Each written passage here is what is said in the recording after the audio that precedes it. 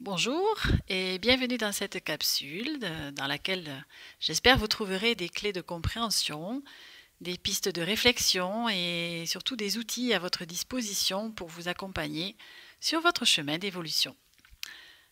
Ce que je vous partage dans cette vidéo est le fruit de ma guidance intuitive et de mon parcours personnel.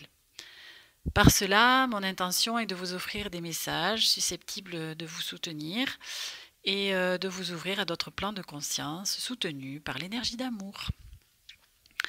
Vous trouverez ce message d'introduction avant chaque vidéo de cette playlist, ce qui me permet de ne pas me répéter.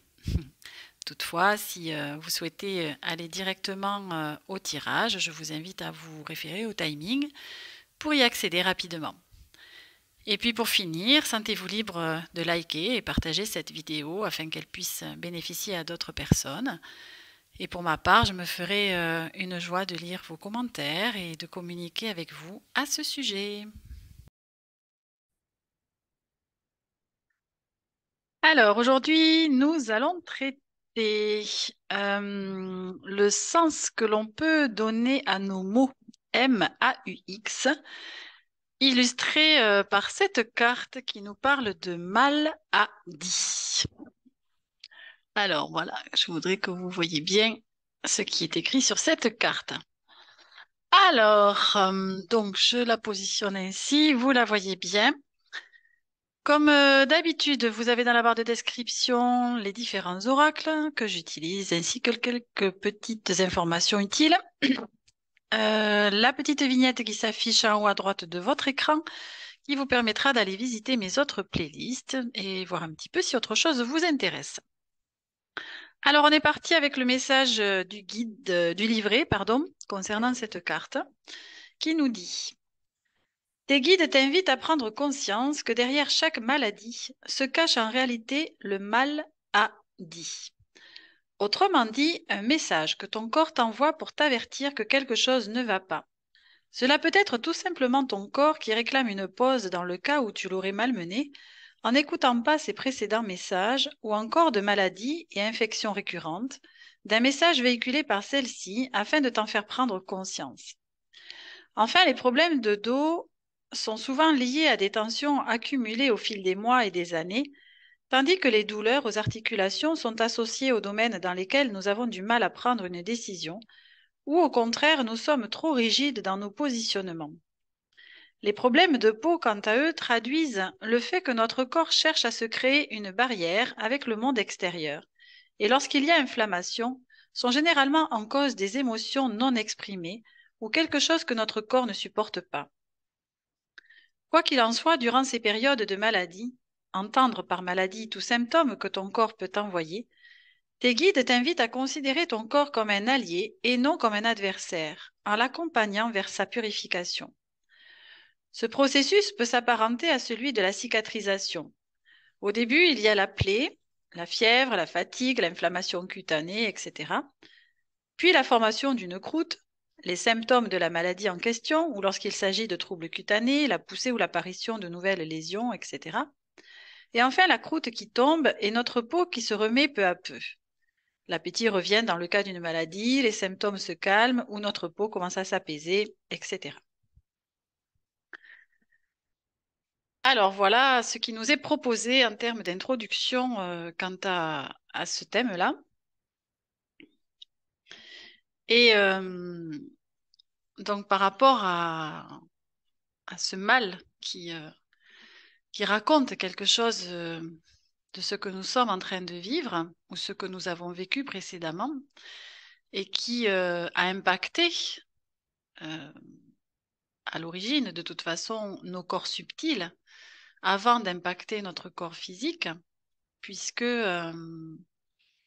si vous le découvrez, nous sommes, notre corps physique, on va dire, est enveloppé de différents corps qu'on appelle donc des corps subtils, des corps énergétiques,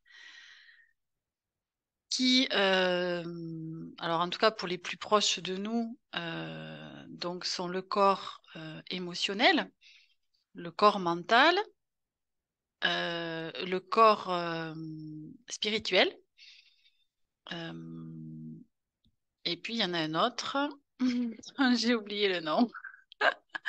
Bon, bon, peut-être ça reviendra. En tout cas, dans l'idée, c'est de comprendre qu'avant que notre corps physique soit atteint et que nous en prenions réellement conscience, évidemment, puisque nous sommes atteints directement dans notre corps de matière, eh bien, nous avons eu des signaux euh, qui émanaient de nos différents corps subtils. Donc, évidemment, au niveau émotionnel, c'est souvent des passages voilà, que l'on peut considérer comme des passages à vide, où on se sent triste sans forcément comprendre le sens, ou en colère, enfin, vous voyez, il y a des états en tout cas émotionnels qui émergent et dont, voilà, dont on ne comprend pas forcément le sens sur l'instant, ou qui sont récurrents.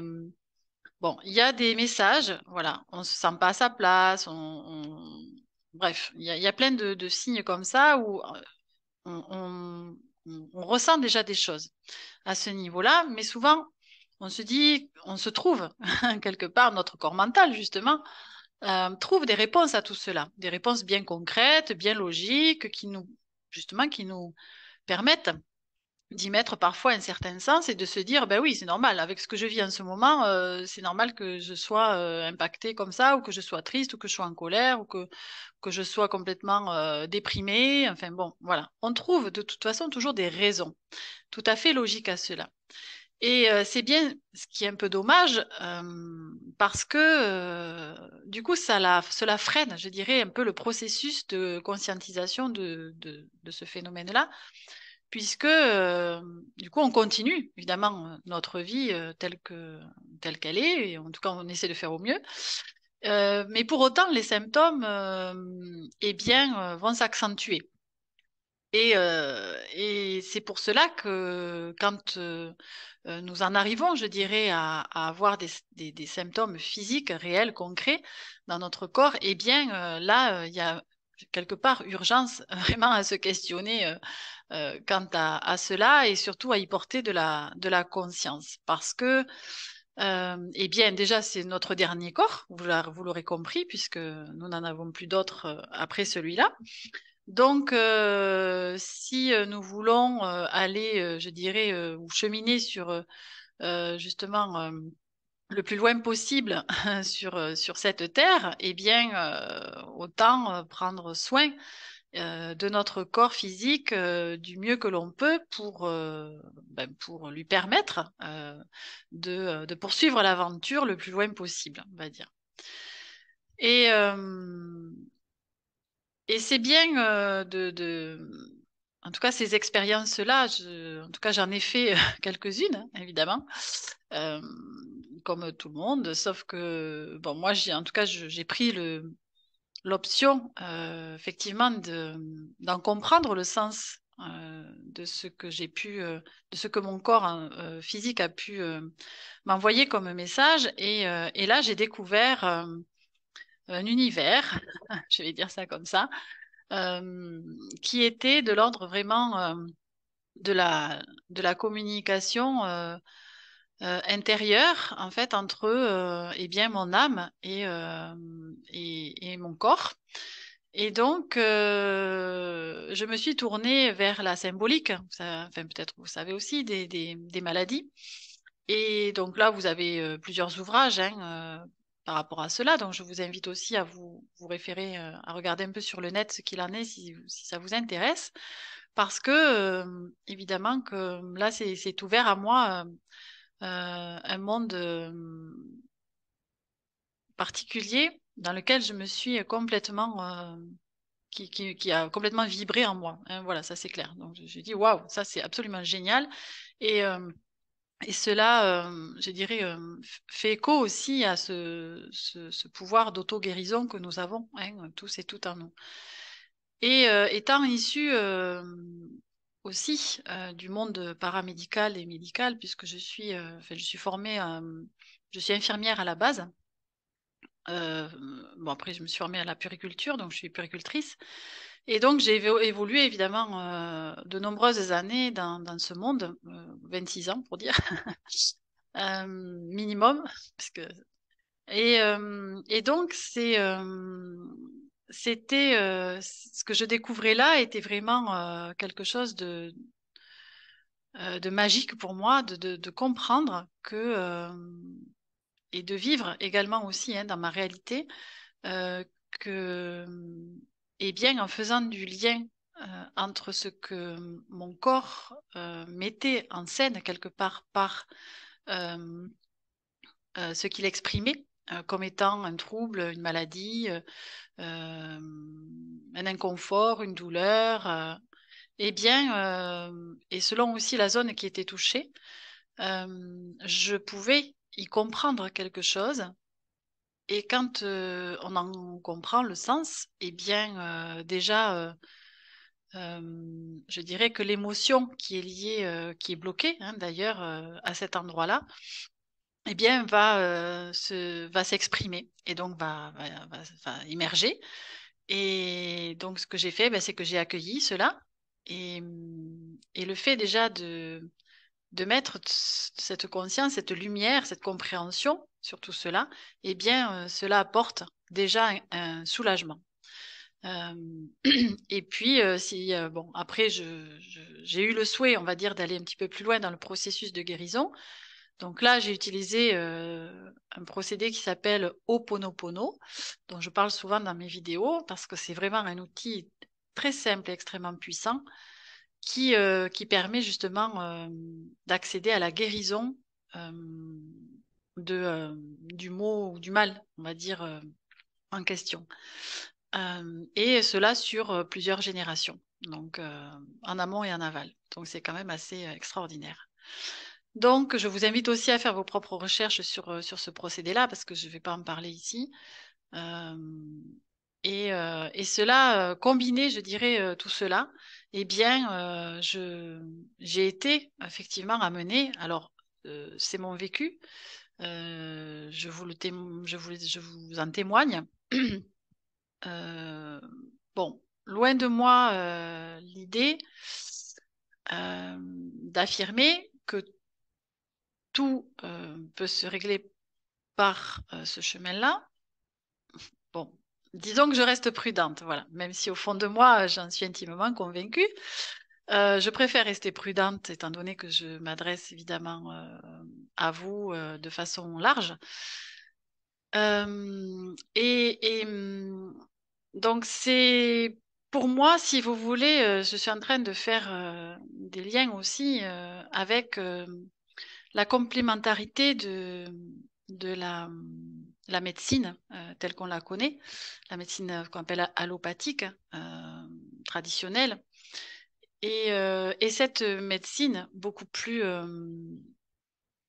je dirais, enfin, qui aborde en tout cas les maladies sous un autre angle, qui est de l'ordre de la spiritualité, hein, du sens que l'on y met justement dans toutes ces maladies, ces troubles, ces douleurs, etc.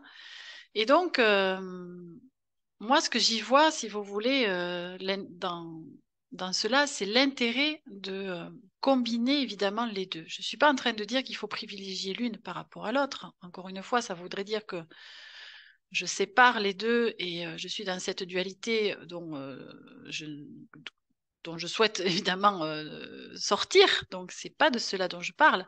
C'est au contraire de combiner les compétences, je dirais, de l'une et de l'autre.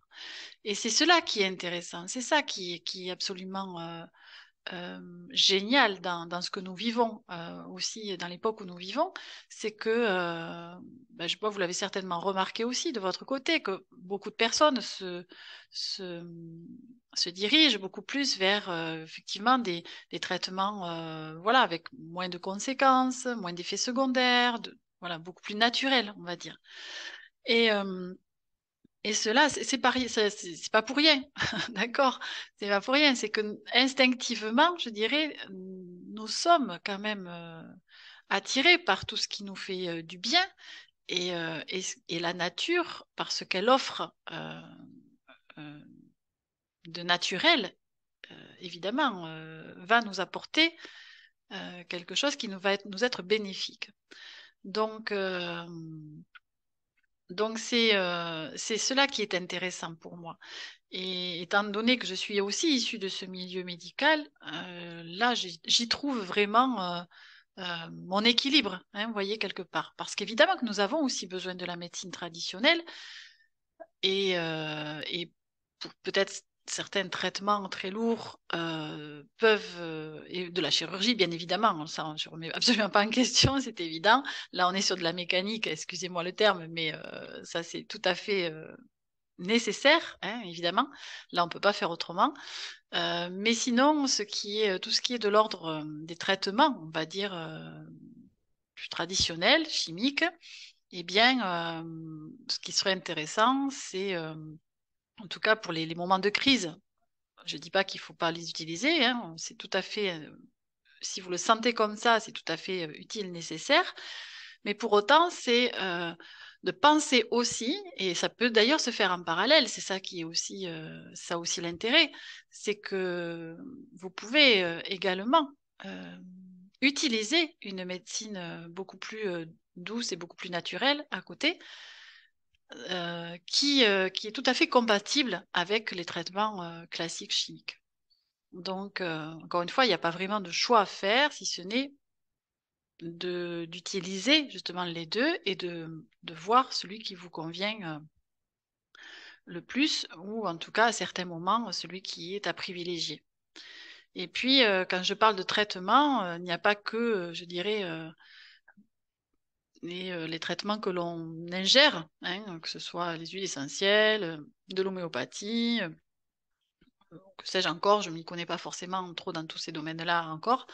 Mais en tout cas, ce que je sais et ce que j'ai vécu, c'est que déjà d'extérioriser les émotions, eh bien, c'est un traitement en soi. Voilà, ça, et ça, tout le monde peut le faire. Il n'y a pas d'effet secondaire, c'est tout à fait naturel et vraiment, c'est tout à fait indiqué, je dirais, euh, pour, euh, pour accéder à un soulagement et voir un effet justement tout à fait thérapeutique intéressant. Donc voilà, juste pour illustrer en fait ce que je suis en train de vous témoigner, eh bien c'est vrai que moi à l'époque, alors c'était en 2014, euh, donc j'ai demandé effectivement le divorce. Il se trouve que les mois précédents, eh bien, j'étais embêtée, on va dire, avec voilà, des soucis gynécologiques de façon très récurrente. Et à ce moment-là, évidemment, je n'étais pas du tout dans cette conscience que j'ai aujourd'hui. Et je n'en comprenais pas le sens du tout. Et donc, ben, évidemment, je cherchais des traitements à droite, à gauche et rien ne fonctionnait. Jusqu'à ce que je m'aperçoive qu'une fois que tout cela a été réglé et que effectivement mon divorce a été prononcé et que j'ai pu vivre autre chose, eh bien depuis ce temps-là, je n'ai plus de soucis de cet ordre-là. Donc c'est un exemple, en tout cas c'est le plus ancien sur lequel je n'avais pas mis de conscience à ce moment-là.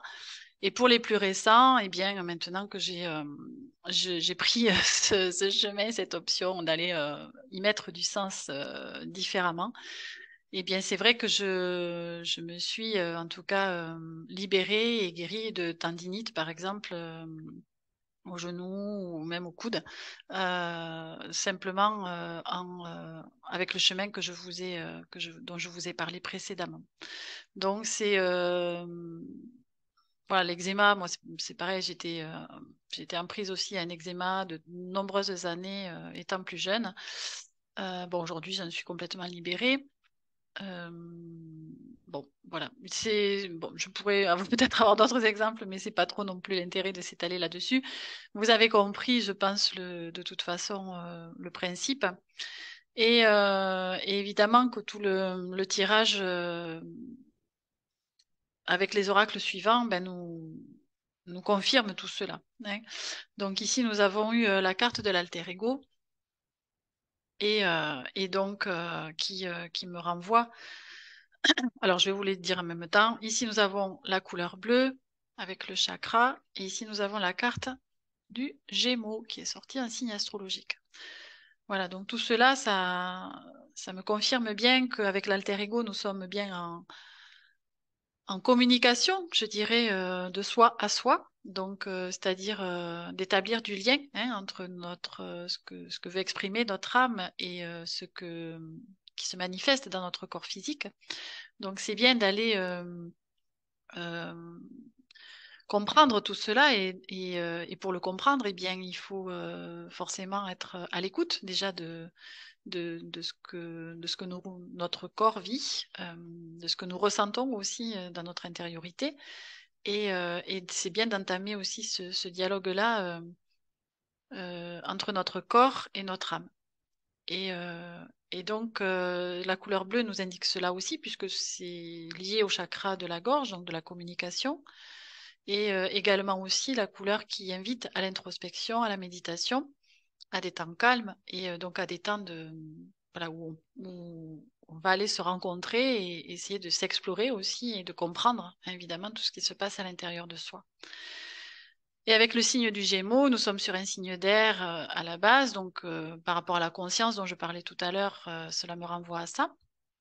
Et puis le Gémeaux, bien c'est aussi son double, hein, son propre double. Donc on en revient à la carte de l'alter ego qui représente aussi cela. Et avec donc le dernier oracle, en fait c'est plus, on va dire, ce que tout cela peut nous apporter. Hein, ça va être plutôt ce message-là, puisque là nous avons eu l'union sacrée qui est sortie et qui dit donc je me suis réunie. Et ici nous avons l'harmonie qui est sortie avec voilà cette jolie petite biche et qui dit dans toutes les directions je suis en paix.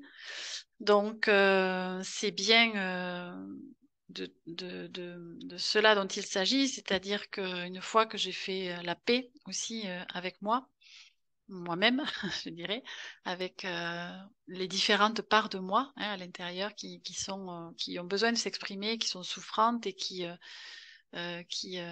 nous appellent en fait à l'aide pour dire oh il y a quelque chose qui ne va pas. Est-ce que tu l'entends? Est-ce que tu le vois? Est-ce que tu le comprends? Donc c'est de ça dont ça me parle et c'est bien d'aller voilà pacifier tout cela en soi pour justement trouver la paix, l'harmonie, l'équilibre effectivement à l'intérieur de soi. Et donc une fois qu'on l'a à l'intérieur de soi, eh bien nous l'avons aussi dans tous les domaines de notre vie qui sont concernés. Voilà. Et j'ai gardé celle-là parce que c'était le dos de deck et cela me parle quand même très bien. C'est la carte de l'homme divin. Alors l'homme avec un grand H, même si au niveau du dessin, c'est plutôt, on va dire, un homme de sexe masculin, dire ça comme ça. Et, euh, et là, ça me dit que, voilà, euh, par cela, par toute cette conscience que l'on peut mettre dans tout ce que je vous ai exprimé, euh, eh bien, c'est une nouvelle façon de concevoir, évidemment, tous ces symptômes, tout ce que notre corps physique nous envoie comme message. Et c'est en y portant cette conscience, nous devenons des hommes, hein, donc avec un grand H, des humains euh, spirituels, qui incluons justement cette part spirituelle en nous. Et dans le sens de justement spirituel, ça veut dire, en tout cas pour moi, mettre du sens dans sa vie, dans ce que je vis. Et bien, je trouve que c'est une excellente et une conclusion à ce tirage et magnifique invitation en fait, à se reconnecter à ce que nous sommes à la base, c'est-à-dire nous sommes bien des êtres spirituels venus s'incarner sur Terre. Voilà, je crois en tout cas que les messages principaux sont passés, a priori. Donc, je vais conclure avec un texte que j'ai canalisé, qui fait partie des textes, en tout cas pour certains, que j'ai inclus dans mon livre Manifester la magie en soi, que vous trouverez dans mes différentes playlists. Mais celui-là, ben, il n'a pas été, il fait pas partie de ce livre, donc c'est pour ça que je vous le livre aujourd'hui de cette façon-là. Donc, c'est un texte qui correspond aussi à un soin. Donc, vous pouvez en tout cas voilà, le prendre comme tel, vous installer confortablement et vous laisser simplement caresser par ce que je vais vous lire. Donc, ce texte s'intitule, pardon, J'extériorise colère et tristesse afin qu'à l'intérieur, elles ne me blessent. Qui n'a jamais réprimé sa colère ou sa tristesse pour quelque raison que ce soit? Étouffé sous le poids de la culpabilité, de la honte, de nos croyances, du soi-disant savoir-vivre. Qui n'a jamais été submergé par un flot d'émotions inattendues et incontrôlables? Les émotions que j'ai refoulées ne vont pas trouver de place ou se loger à l'intérieur de mon être. Tout est déjà à sa juste place et ne mérite pas d'être bousculé pour faire de l'espace à ces nouvelles entités. Ces émotions vont donc devoir s'agripper à quelque chose, ne pouvant s'enfuir parce que réprimées. Alors, elles vont intelligemment choisir l'endroit précis de notre inconfort pour établir leur nid. Oh, ce n'est pas à la première colère ou la première tristesse que mon corps va devenir souffrant. Il lui faudra de multiples expériences de réprimande et de refoulement pour pouvoir à son tour avoir l'occasion de s'exprimer. Mon corps, quelle merveilleuse machine réglée au millimètre près pour un fonctionnement optimal. Son travail est prévu pour absorber, digérer, filtrer et éliminer ce dont il n'a pas besoin. Il est aisé de le concevoir d'un point de vue organique, mais plus délicat de l'appréhender pour notre nourriture subtile. En effet, je peux facilement imaginer qu'un aliment ou une boisson venant de l'extérieur de mon corps le parcourt selon un processus commun à tous pour s'en extraire sous une forme différente. Mais qu'en est-il pour une émotion? A priori, celle-ci ne vient pas de l'extérieur, à proprement parler, mais naît à l'intérieur de moi selon un événement extérieur à moi. Des mots que je reçois comme blessants, un comportement qui me heurte, une situation d'injustice, etc. Si je réprime une émotion comme la colère ou la tristesse, qui au demeurant n'est pas plus négative qu'une autre, je coupe le processus de digestion, entre guillemets, de cette émotion.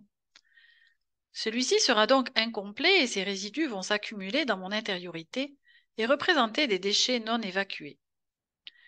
Et jusqu'à preuve du contraire, un déchet ne s'est jamais transformé spontanément en quelque chose de qualité. Mais pour quelle raison ne pas nous autoriser à exprimer de la colère ou de la tristesse au même titre que de la joie ou de l'enthousiasme? Qu'est-ce qui fait la différence? Ce sont pourtant toutes des émotions, ni plus ni moins. Prises dans leur essence même, elles sont neutres. Ce sont donc nos représentations culturelles, familiales, nos croyances limitantes, nos traditions qui nous amènent à qualifier et à classer les émotions du côté positif ou négatif. Je remarque combien il est plus aisé pour chacun d'entre nous de laisser s'exprimer une émotion joviale, même si elle est bruyante, alors qu'une émotion de colère aura tendance à être retenue si le contexte n'est pas favorable à son extériorisation. Vraisemblablement parce que l'impact sur l'entourage n'est pas le même. En effet, être en colère contre quelqu'un revient à rejeter sur l'autre, de façon inconsciente, mon besoin non satisfait, et donc ma propre souffrance. Il en est de même pour la tristesse. C'est bien par ma façon d'appréhender le monde qui m'entoure que vont m'être révélées et réveillées les blessures de mon être. Force est de constater que lorsque je parle de colère et de tristesse, je fais référence à la souffrance et aux blessures. Il est donc aisé de penser que ces mots MAUX peuvent induire des mal-dits qu'il est judicieux de prendre en compte. Cependant, il est intéressant d'y voir que la simple présence de ces émotions est une invitation personnelle à se pencher sur ce qui fait écho en moi de souffrant et qui a besoin de s'exprimer de la sorte pour être entendu. Encore faut-il avoir à l'esprit qu'il existe différentes manières d'expression, le but étant de pouvoir se libérer des effets néfastes des émotions tout en respectant les personnes autour de soi.